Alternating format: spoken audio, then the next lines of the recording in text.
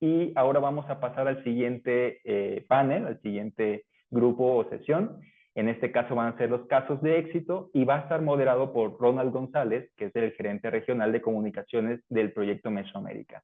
Así que te paso la palabra, Ronald, y muchas gracias a todas las personas. José, Muchas muchas gracias. gracias. José, muchas gracias por el panel Gracias, anterior. gracias. Por supuesto, Hasta también luego. agradecemos a todas las participaciones y las instituciones que estuvieron presentes en este panel de políticas de adaptación. Muchísimas gracias. Muy bien, ahora vamos a pasar, siguiendo la agenda de este encuentro, con el siguiente panel, que es casos de éxito, para lo cual voy a ceder el micrófono a Mauricio Escalante, quien se desempeña como asociado de alianzas estratégicas y fortalecimiento institucional en el Programa de las Naciones Unidas para el Desarrollo PNUD en México. Es licenciado en Psicología Social por la Universidad Autónoma de Yucatán, maestrando en Política y Gestión Energética y Medioambiental por Flaxo, México. Cuenta con una especialización en Políticas Públicas y Derechos Humanos. Desde 2015 colabora en PNUD en la Unidad de Ambiente y Energía y Resiliencia, en donde se ha desempeñado en la implementación de proyectos en temas de adaptación al cambio climático, reducción de riesgos de desastre y gestión de recursos naturales. Mauricio nos acompañará con el caso de acción climática desde lo local y las lecciones aprendidas. Mauricio, bienvenido, por favor, adelante. Hola, ¿qué tal? Muy buenas tardes. Muchísimas gracias por la invitación. Espero que se me escuche bien. Yo los he estado escuchando prácticamente desde el inicio de la sesión y la verdad es que ha estado muy rico el debate. Este, y bueno, agradecer también a Fidesur, a la MEXIT, a la Iniciativa Climática de México, a los otros panelistas de pero también de los ciclos anteriores que se estén organizando estos espacios para articular estos temas. En nuestro caso, pues bueno, si bien el panel lo titularon como casos de éxito, pues prácticamente vamos a compartir lecciones aprendidas, también algunos errores, y cosas que esperemos que puedan nutrir también esta conversación en torno a la integración de la acción climática y la resiliencia en ciudades y en territorio, ¿no? Eh, bueno, como ya han comentado, mi nombre es Mauricio Escalante, estoy como asociado de alianzas estratégicas dentro de la Unidad de Ambiente, Energía y Resiliencia en la Oficina de País del PNUD México. Y bueno, para quienes no estén tan familiarizados, nosotros somos una agencia del Sistema de Naciones Unidas de la ONU y estamos enfocados en poner fin a la injusticia, la pobreza, la desigualdad y el cambio climático. Tenemos presencia en más de 170 países y trabajamos como una red de gestión del conocimiento en torno a 6 soluciones emblemáticas, ¿no? Tema de pobreza y desigualdad, tema de gobernanza, resiliencia, medio ambiente, energía y igualdad de género. En nuestro caso muy particular, nuestro enfoque de trabajo se orienta en 4 principios, ¿no? En una es nuestro actuar siempre está muy centrado en las personas, en el bienestar de las personas y para promover un desarrollo humano sostenible. También trabajamos desde lo local y es también el énfasis que le quiero compartir en la presentación. eh, Probando soluciones, nos gusta asumirnos como una agencia o una organización que tiene un trabajo en territorio importante, probando soluciones que se construyen desde lo local, pero que también tienen una perspectiva global o trasladando o adaptando soluciones al contexto con un enfoque de equidad y de reducción de la desigualdad, tratando de no dejar a nadie atrás. Y también nuestro rol también como agencia del Sistema de Naciones Unidas es apoyar igual a que los países puedan cumplir sus metas y sus compromisos globales. Por ahí en la mañana se estuvo mencionando también, ¿no? El tema de la articulación de el Acuerdo de París, ¿no? El marco de acción de Sendai, la nueva agenda urbana para el desarrollo urbano, también el nuevo marco de biodiversidad. Eh, entonces, todos estos instrumentos para nosotros muy importante de cómo apoyar a los países, a cómo los incorporan y los adoptan y los ponen en práctica, ¿no? En estos procesos, dado que son acuerdos, ¿no? Y desde luego la Agenda 2030, de los Objetivos de Desarrollo Sostenible.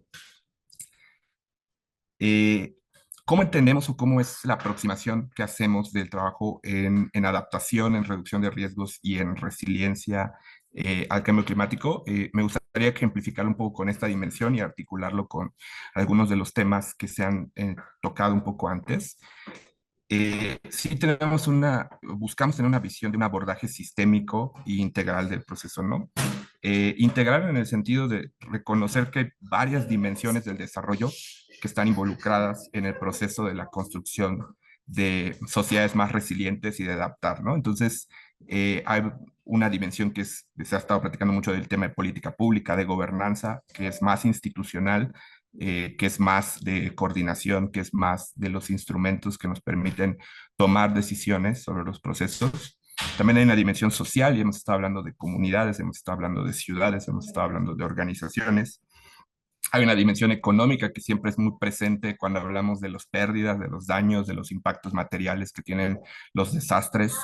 Como mencionaba el colega de la Oficina de Naciones Unidas para la Acción de Desastres, no son desastres naturales, son desastres producidos socialmente por condiciones de vulnerabilidad que se han ido acumulando y tienen resonancia con eventos climáticos o de otros fenómenos naturales o socioorganizativos, pero también hay un tema del modelo económico que tenemos también y cómo puede incrementar esas vulnerabilidades de la población del territorio. Y por último, el tema de los ecosistemas del entorno natural. Nosotros junto con otras organizaciones hemos empujado y impulsado mucho el tema de soluciones basadas en naturaleza, reducción de riesgos basados en ecosistemas, adaptación basada en ecosistemas, infraestructura verde, porque pensamos que son soluciones de múltiples beneficios y propósitos, ¿no? Que permiten, por un lado, también avanzar en otro tipo de metas que tienen que ver con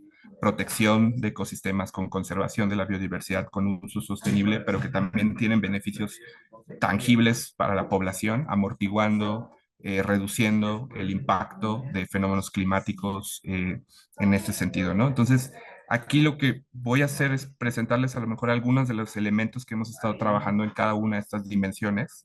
Eh, entonces, comienzo un poco como por la parte económica y productiva. Mucho de nuestro quehacer ha sido con el fortalecimiento de los medios de vida y de las actividades productivas de las organizaciones en sus procesos para que incorporen criterios que las hagan más resilientes al cambio climático, ¿no? En términos de poder identificar cómo variabilidad atribuible al cambio climático puede impactar en estos entornos, pero también fomentando en algunos procesos también descarbonización de estas cadenas productivas, en algunos casos también medidas que consideren eh, reducción de impactos ambientales que a la larga podrían también repercutir en la vulnerabilidad de estas actividades.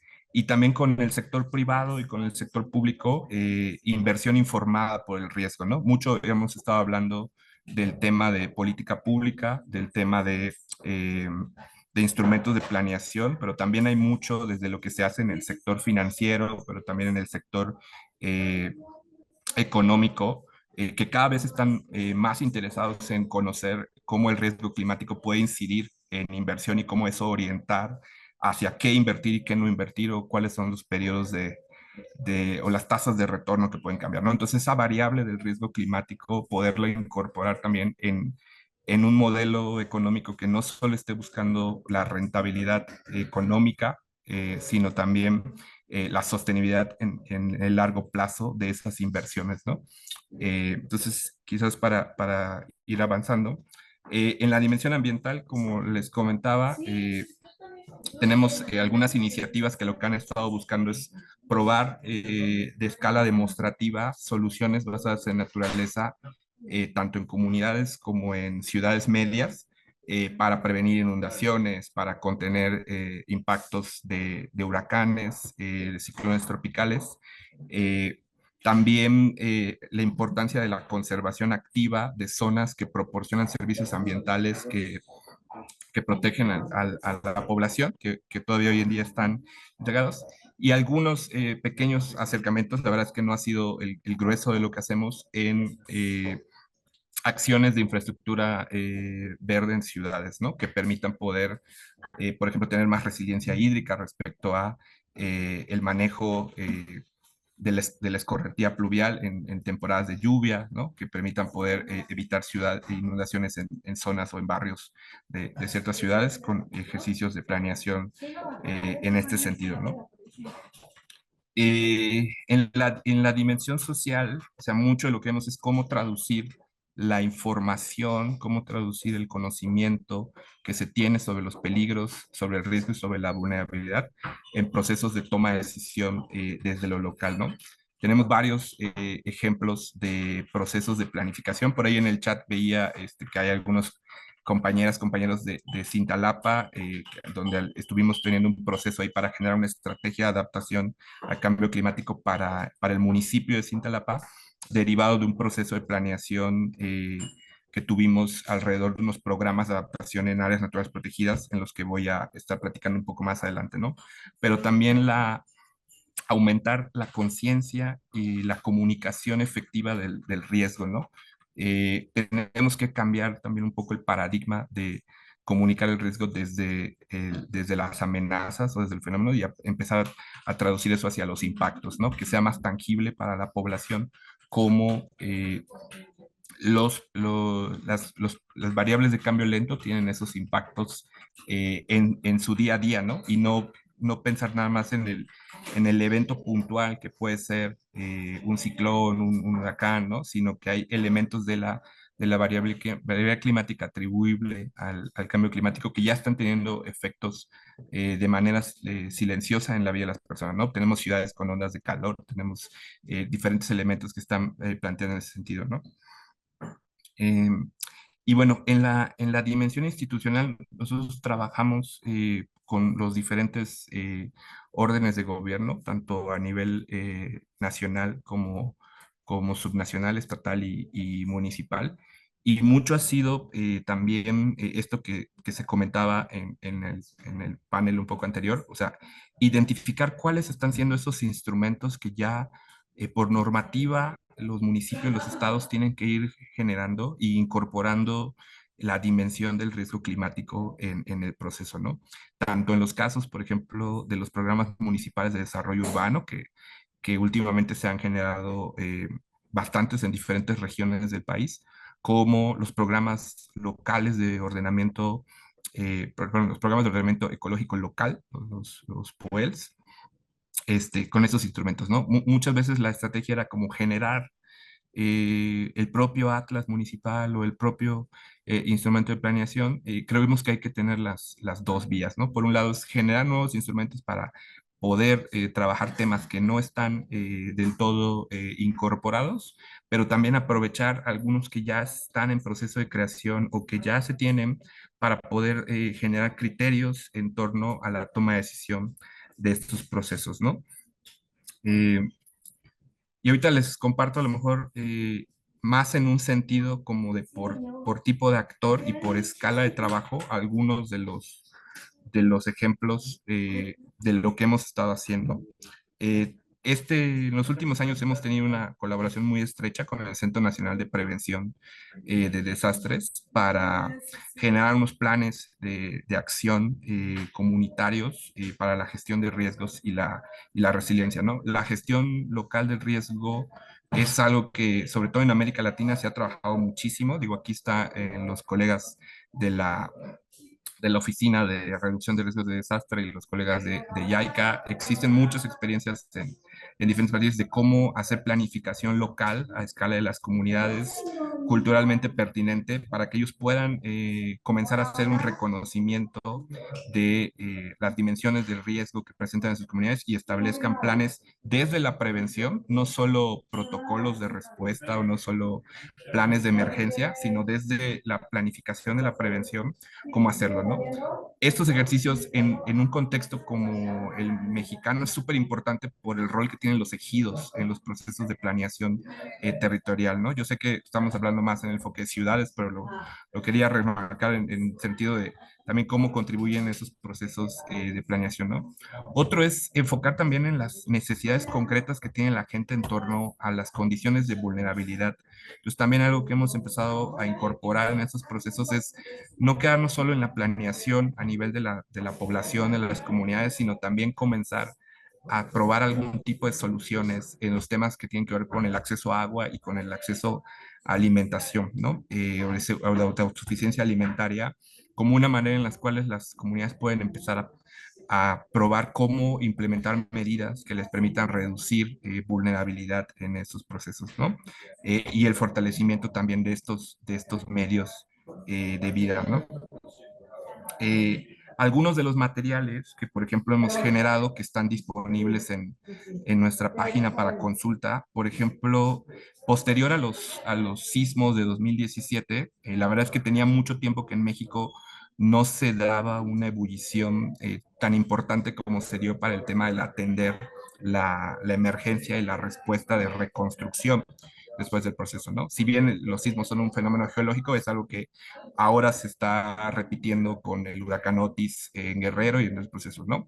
Tenemos una sociedad civil muy activa y también tenemos un conjunto de fundaciones, de organizaciones civiles, de diferentes donantes que están visualizando poder tener una intervención con el enfoque que ya se mencionaba, ¿no? De reconstruir mejor y no solo de la atención a la emergencia.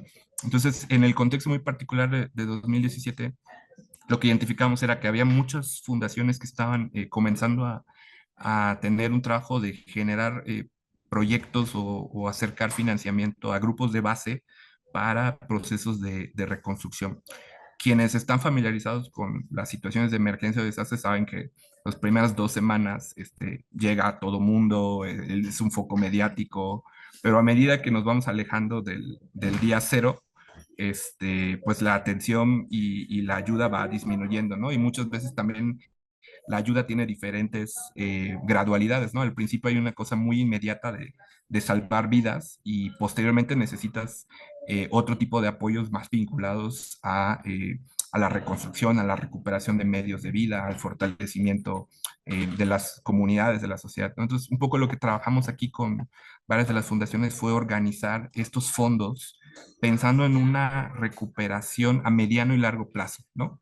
Entendiendo que los primeros meses de de la emergencia generalmente hay mucha vinculación humanitaria y lo que necesitamos ahí es mucha coordinación y mucha transparencia sobre el proceso, pero posteriormente hay un proceso de recuperación más de fondo que no siempre estaba tan atendido, ¿no? Entonces generamos de esa experiencia de sistematización este manual que lo que busca es orientar a sector privado, por ejemplo, de cómo invertir y en qué invertir en términos de reconstrucción con este enfoque de reconstruir mejor. Está en origen basado en una experiencia en el sismo, pero se puede aplicar con algunos ajustes a contextos post huracanes, por ciclones tropicales, otro tipo de emergencias, ¿no? Algo que estamos haciendo más en la parte de prevención es que uno de nuestros iniciativas emblema en el PNUD México es el programa de pequeñas donaciones, ¿no? Algo que comenzamos con el equipo del PPD a hacer en el último año y medio es acercar a las comunidades la instalación de estaciones meteorológicas automáticas, ¿no? Que les permita poder seguir familiarizando con elementos de la precipitación, con la temperatura y empezar a construir una red de monitoreo comunitario eh, con estas estaciones, ¿no? Hace un par de meses tuvimos una sesión para compartir las experiencias de estas organizaciones que ya comenzaron a instalar las estaciones meteorológicas, que tienen sus reportes, esos van a una base de datos que se almacena en un portal y van teniendo ellos información, ¿no? Y el paso en el que estamos ahora es cómo traducir esa información en toma de decisión, ¿no? En procesos que ellos les lleve a orientar esa asunción, ¿no? Y también a desmitificar un poco que todo este tema de ciencia, de tecnología, es algo de gente que está en ciudades metidas en un laboratorio y que no tiene que ver con el trabajo que hace un agricultor, ¿no? O un cafeticultor, o etc., ¿no? Y estamos tratando de conectar con otra experiencia que es la que también referían los colegas. Trabajamos con el INEC una herramienta para generar sistemas de alerta temprana basadas en comunidades, que es cómo a través de la información que ya se generó, una comunidad puede establecer estos planes de preparación y de respuesta y saber qué acciones poder tomar traduciendo esa información local, ¿no? Algo que está muy identificado es que los sistemas de alerta tienen cuatro momentos, cuatro dimensiones, ¿no? Conocer el peligro, monitorearlo, la, la alerta y la respuesta, ¿no? Las últimas dos etapas de la alerta y la respuesta son donde siempre estamos más débiles, ¿no? O sea, generalmente hay muchas capacidades para monitorear los peligros, pero eso no necesariamente se está traduciendo en acciones a nivel local, ¿no? Entonces también está esta herramienta que pueden ahí consultar y que estamos tratando de ver la conexión con estas estaciones meteorológicas en las comunidades, ¿no? A nivel de los municipios, hemos estado trabajando con ellos en procesos de fortalecimiento institucional a través de la planeación. Eh, Generamos aquí dos herramientas. Una es una herramienta de diagnóstico de capacidades institucionales que está basada en las atribuciones que tiene que cumplir un municipio con base en tres leyes generales: la Ley General de Protección Civil, la Ley General de Cambio Climático y la Ley General de Asentamientos Urbanos, Ordenamiento Territorial y Desarrollo Urbano. Es una lista de verificación, está hecha en un formato de rúbrica y nos sirve como para hacer un primer score con los municipios para identificar áreas de trabajo, ¿no? Se generan unas gráficas de radar y ellos pueden ver sus áreas de fortaleza, ¿no? Y la otra herramienta que es complementaria a esa son unos planes municipales de resiliencia. Esto en particular hemos trabajado con un equipo que tenemos en Puebla.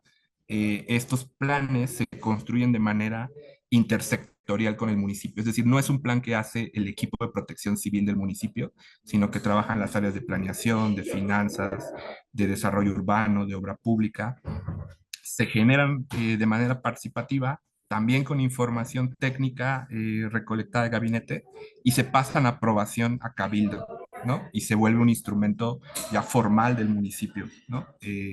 Estos también hemos estado también en colaboración con la Oficina de Reducción de Riesgos de Desastre, también para ver estos municipios como casos piloto, ¿no? Tenemos ya la estrategia de ciudades residentes que está pensada en ciudades de unas ciertas características y tenemos pocos instrumentos para trabajar con ciudades medias o con algunas ciudades todavía emergentes en estos procesos. Entonces, pensamos que esto puede ayudar también a ir completando vacíos que estamos teniendo en este proceso, ¿no? Por ahí les voy a dejar los links para que puedan consultar los documentos a detalle. Eh, y quizás, bueno, me quedan unas par de láminas, con gobiernos subnacionales, justo en los procesos de planeación, estamos trabajando mucho el tema de poder tener sistemas de información geográfica que se nutran con procesos de política pública. Aquí en particular, perdón que está bastante pixelado, pero con el gobierno del Estado de Tabasco presentamos un sistema de planeación con unos mapas de susceptibilidad de inundaciones que ellos están pudiendo integrar a través de ventanas únicas para la asignación de, de proyectos o la asignación de permisos, ¿no?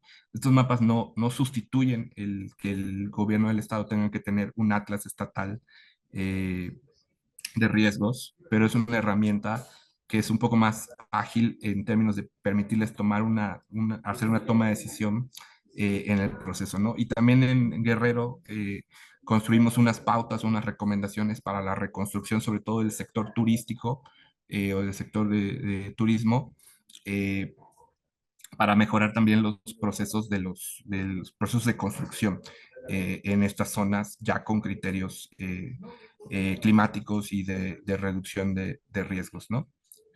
Y por último, tenemos ya un trabajo quizás a un nivel más de región, de cuenca, de paisaje, que por un lado está más orientado como una perspectiva de manejo de cuenca y de manejo integrado del paisaje, entendiendo que muchos de los riesgos que pueden afectar una ciudad no se generan necesariamente dentro de la ciudad, ¿no?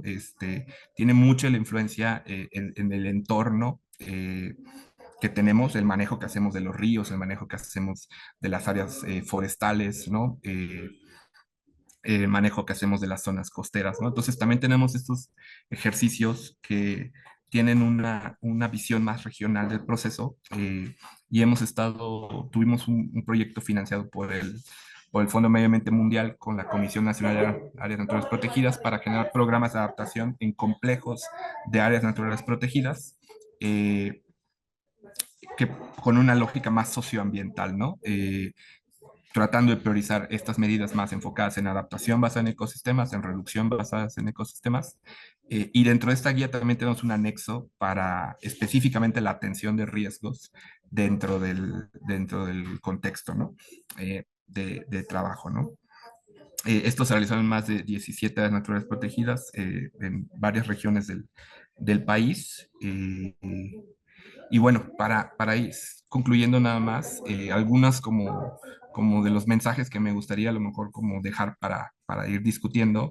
Este, creo que reitero la importancia de este tipo de foros, porque creo que también sabemos quiénes somos parte del nicho, pero también veo algunos rostros y veo algunas caras que creo que son gente que también viene como de otros sectores o viene de otros temas, ¿no?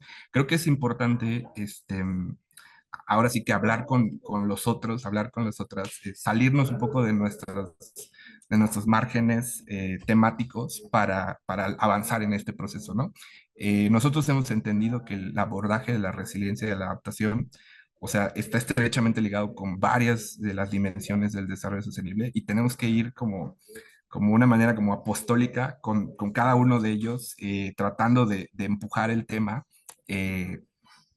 Y también están padres los espacios donde vamos y todos nos conocemos y todos ya tenemos muy clara la película, pero hay que hablar con quienes no están tan familiarizados con ese proceso y tener esa perspectiva quizás más integral, ¿no?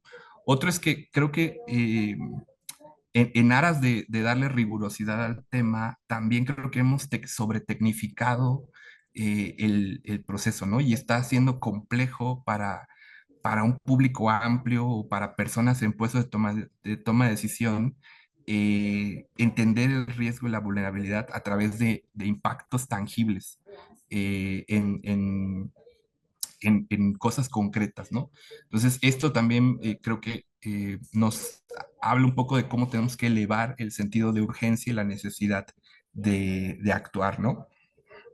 La tercera es que hay que aprovechar lo que ya está, o sea, hay que trabajar sobre los instrumentos que hoy en día ya existen, ya están por norma, que se tienen que hacer. Si bien es bueno generar otros que son paralelos y hemos sido parte de ese proceso, creo que también lo que está por norma también es lo que puede ayudar a que se ejecute o que tenga presupuesto o que tenga eh, recurso para trabajar, ¿no? Entonces, es esa incorporación ahí.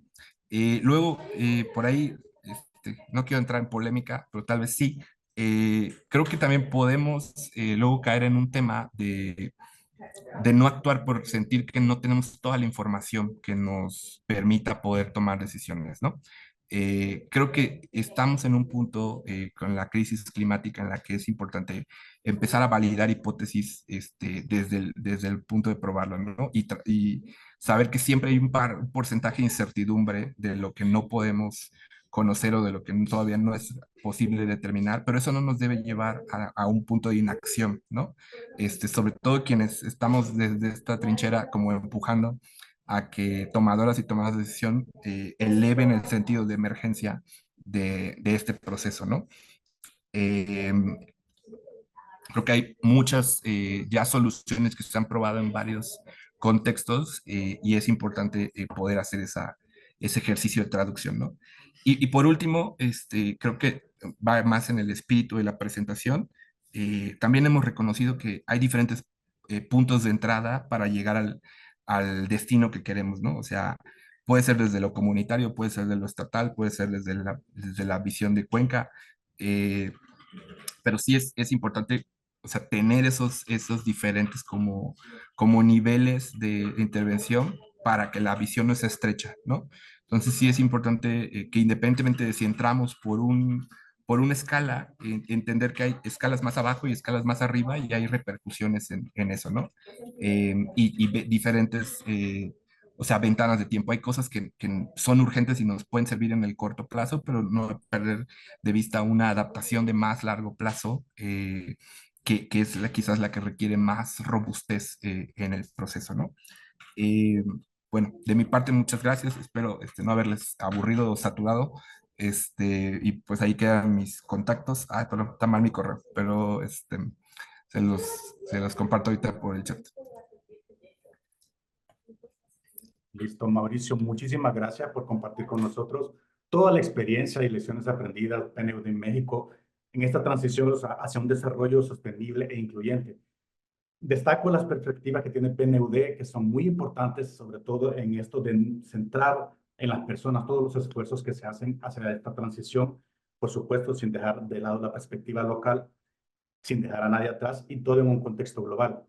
Destaco, y son elementos muy importantes en las dimensiones que se trabaja en esta aproximación de adaptación y resiliencia al clima, como la dimensión ambiental, la social, la institucional y gobernanza, sirven o están basadas como marco para que se puedan implementar todos estos esfuerzos en el área de lo local. Aquí es donde intervienen y donde surgen también estos elementos importantes, como por ejemplo la seguridad alimentaria, los planes, no solo planes de respuesta, sino también preventivos, que puedan ayudar en temas como el acceso al agua, cómo las herramientas y cómo el fortalecimiento de capacidades también contribuyen en lo local a que podamos hacer esta transición hacia un desarrollo sostenible e incluyente. Mauricio, muchísimas gracias por toda la experiencia. Recordamos a todos los participantes que el chat está disponible también para que puedan generar sus preguntas y en el respectivo segmento vamos a darles lectura. También agradecemos que estén participando y comentando en el chat. De esto se trata este espacio, de generar estas sinergias de estos temas muy importantes para nuestras ciudades.